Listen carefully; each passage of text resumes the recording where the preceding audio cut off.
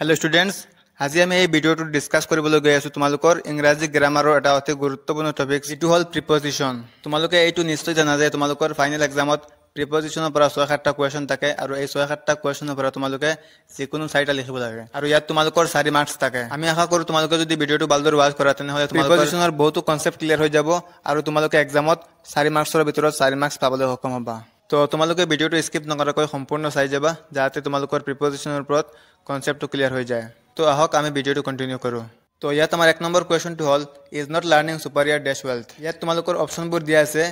then from by two ইয়াত তোমালোকে এটা কথা মনত ৰাখিবা যে ড্যাশৰ আগৰ সেন্টেন্সটো লাষ্টত যদি আই অ আৰ থাকে যেনেকৈ সুপিৰিয়ৰ তেনেহলে ইয়াৰ কাৰেক্ট আনসাৰটো হ'ব টি অৰ টু লাগিলে সিনিয়ৰ হক বা জুনিয়ৰ হক বা সুপিৰিয়ৰ হক সেন্টেন্সৰ লাষ্টত যদি আই অ আৰ থাকে তেনেহলে ইয়াৰ কাৰেক্ট আনসাৰটো হ'ব টি অৰ টু তো ইয়াৰ কাৰেক্ট অপচনটো হ'ল ডি নেক্সট কোৱেশ্চনটো হ'ল I congratulate you dash your success ইয়াত কোৱেশ্চনত congratulate থাকিলে সদায় কাৰেক্ট আনসাৰটো হ'ব on next question to all today students should be reconciled dash the way things are changing ইয়াত চোৱা reconcileৰ পিছত যদি কোনো পাৰসন বা মানুহৰ কথা উল্লেখ থাকে তেনেহলে ইয়াৰ কাৰেক্ট অপচনটো হ'ব with আৰু যদি reconcileৰ পিছত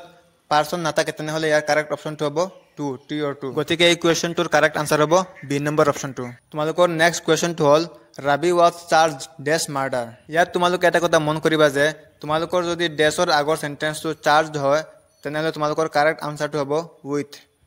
নেক্সট কোৱেশ্চনটো হ'ল try to avail yourself dash every opportunity that comes your way যদি avail শব্দটো দেখা পাও তাৰ লগত আমি of প্ৰিপজিশনটো বহাব লাগিব তাৰ মানে কাৰেক্ট অপচনটো হ'ল সি নেক্সট কোৱেশ্চনটো হ'ল my friend's father died dash cancer আমি জানো যে ডাইটেৰ লগত বেলেগ বেলেগ প্ৰিপজিশন বহে যেতিয়া কোনো মানুহ বেমাৰত মৃত্যুবৰণ হয় তেতিয়া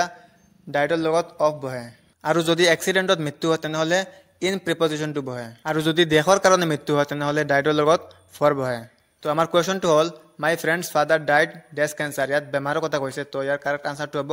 of তো আমাৰ নেক্সট কোৱেশ্চনটো হ'ল the headmaster congratulated Rajan dash getting the merit scholarship এইটো তোমালোকে আগতে পাই আহিছা যে কংগ্ৰাচুলেট থাকিলে সদায় কাৰেক্ট আনসাৰটো হয় অন তো ইয়াৰ কাৰেক্ট অপচনটো হ'ল ডি নম্বৰ অপচন নেক্সট কোৱেশ্চনটো হ'ল হি এসেন্টেড ড্যাশ মাই প্ৰপ'জাল ইয়াত এসেন্টেড হক বা এগ্ৰি হক যদি ড্যাশৰ পিছত কোনো পাৰসন থাকে তেনেহলে ইয়াৰ কাৰেক্ট অপচনটো হ'ব উইথ আৰু যদি ড্যাশৰ পিছত প্ৰপ'জাল থাকে তেনেহলে ইয়াৰ কাৰেক্ট অপচনটো হ'ব টু টি অৰ টু তো নেক্সট কোৱেশ্চনটো হ'ল পিপল শুড ৰিফ্ৰেইন ড্যাশ ইভিল ডিডছ তো ইয়াত তোমালোকে যেতিয়া ৰিফ্ৰেইন শব্দটো দেখা পাবা তাৰ মানে ইয়াৰ আনসাৰটো হ'ব ফ্ৰম ইয়াৰ কাৰেক্ট অপচনটো হ'ল অপচন সি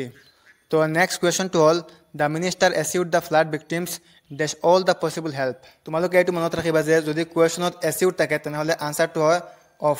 তো ইয়াৰ কাৰেক্ট অপচনটো হ'ল বি নেক্সট কোৱেশ্চনটো হ'ল table is made dash would ইয়াত চোৱা মেড মানে হৈছে তৈয়াৰ কৰা এতিয়া মেডৰ লগত অফ আৰু মেডৰ লগত ফ্ৰম কেতিয়া হয় তোমালোকে কোৱেশ্চনটো চোৱা ইয়াত কৈছে কাঠৰ পৰা টেবুল বনোৱা হয় তো ইয়াত টেবুল আৰু কাঠৰ মাজত এটা বস্তু কমন আছে যেটো হৈছে কাঠ যদি কোনো এটা বস্তু বনাওতে তাৰ আকাৰৰ পৰিৱৰ্তন নহয় তেনেহলে মেডৰ লগত অফ বহিব তো ইয়াত table is made of wood হ'ব আৰু যদি এটা বস্তুৰ পৰা আন এটা বস্তু তৈয়াৰ কৰোতে আকাৰৰ পৰিৱৰ্তন হয় তেনেহলে মেডৰ লগত ফ্ৰম হ'ব যেনেকৈ আঙ্গুৰৰ পৰা মদ বনোৱাৰ পিছত সেই আঙ্গুৰটো আৰু নাথাকে ইয়াত আকাৰৰ পৰিৱৰ্তন হৈ যায় ইয়াৰ কাৰণে ইয়াত মেডৰ লগত ফ্ৰম বহিব ইয়াতে আমাৰ কোৱেশ্চনটো আছে wine is made dash grapes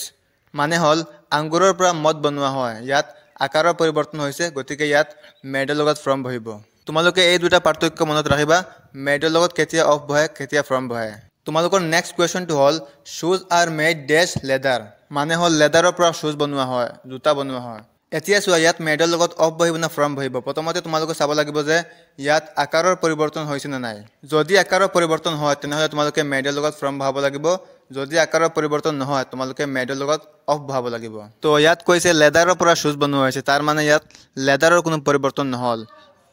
তো ইয়াতে কৈছে যে লেদাৰৰ পৰা শুজ তৈয়াৰ কৰা হৈছে তাৰ মানে ইয়াত লেদাৰৰ কোনো আকাৰৰ পৰিৱৰ্তন নহল ইয়াৰ কাৰণে ইয়াত মেড অফ হ'ব মেডৰ লগত অফ বহিব ইয়াতে নেক্সট কোৱেশ্চনটো চোৱা butter is made dash milk মানে হল গাখীৰৰ পৰা বাটাৰ বনোৱা হৈছে তাৰ মানে ইয়াত আকাৰৰ পৰিৱৰ্তন হৈছে গতিকে ইয়াত মেডৰ লগত ফ্ৰম বহিব নেক্সট কোৱেশ্চনটো চোৱা I do not agree dash you ইয়াতে চোৱা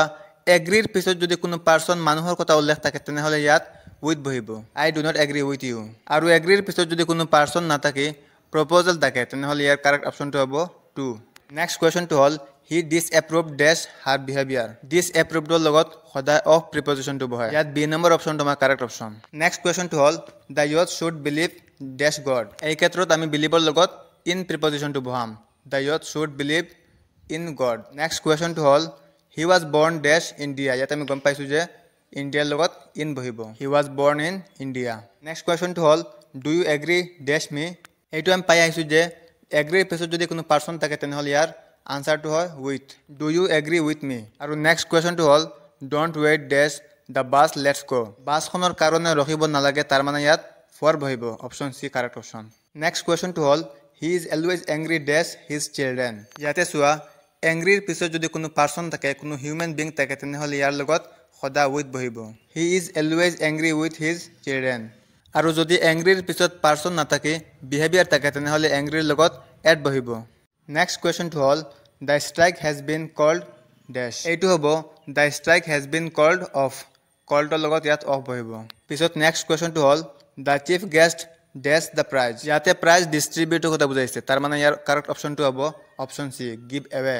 the chief guest give away the prizes তাৰপিছত নেক্সট কুৱেশ্যনটো হ'ল smallpox has been eradicated dash India ইয়াত ইৰাডিকেটেডৰ লগত সদায় ফ্ৰম প্ৰিপজিশ্যনটো বহে ইয়াৰ কাৰেক্ট অপশ্যনটো হ'ব অপশ্যন বি স্মল পক্স হেজ বিন ইৰাডিকেটেড ফ্ৰম ইণ্ডিয়া